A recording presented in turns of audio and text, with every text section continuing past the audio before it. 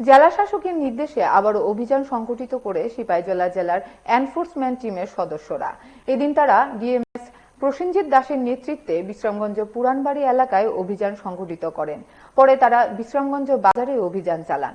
বিশ্রামগঞ্জ বাজারের কয়েকটি দোকান থেকে প্লাস্টিকের ব্যাগ এবং তামাক জাতীয় সামগ্রী বাজেয়াপ্ত করা হয়। আর পুরানবাড়ি এলাকায় যেসব ব্যবসায়ীরা রাস্তার পাশে সামগ্রী রেখে দেন তাদের সতর্ক করা হয়েছে। যদি বুধবারও তারা এরকম করেন তাহলে দোকান উঠিয়ে দেওয়া হবে, তা জানিয়ে দিয়েছেন ডিসিএম।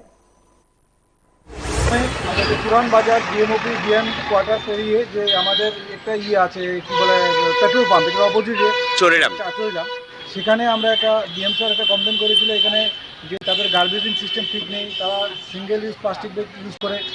আমরা এসে প্রথমে তাদেরকে দেখলাম এবং এখানে এসে তাদেরকে মেয়াদ উত্তীর্ণ জিনিস পেলাম। তারপরে তারা কিছু জায়গা আমাদের যে পিডাব্লিউডির যে জায়গা আছে সেই জায়গা ইউজ করছে, নয়নজুলির জায়গা ইউজ করছে, সেগুলোকে আমরা ডিমার্কেট করে তাদেরকে বলে দিয়েছি যে তোমরা এই জায়গার বাইরে থাকবে, ভিতরে থাকতে পারবে না।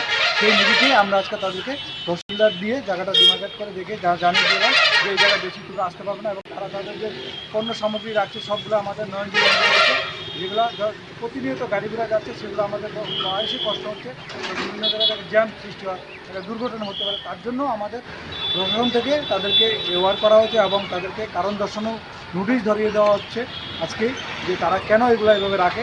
এবং তারা কথা দিয়েছে যে তাদের যে গার্বেজগুলো আছে সবগুলো তারা আজকে বিকেলের মধ্যে সবগুলা রিমুভ করে নেবে।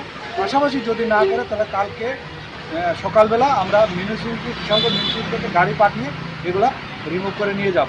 তারপরে আমরা বিশ্রামগঞ্জ বাজারে এসে যে আসে দেখলাম যে এখানে কিছু যে আমাদের বিশ্রামগঞ্জ যে স্কুল আছে, যে আমাদের হায়ার সেকেন্ডারি স্কুল, সেখানেই একটা যেখানে আমরা দাঁড়িয়ে আছি সেখানে দেখুন একটা টং দোকানে বিভিন্ন রকমের জিনিসপত্র যেগুলো আমরা টোবাকো একটা যেগুলো করতে পারে না, এবং যে রুল আছে সেই রুল অনুযায়ী 100 গজের মধ্যে, স্কুলের 100 গজের মধ্যে কোনো ধরনের টোবাকো জিনিস বিক্রি করতে পারে না।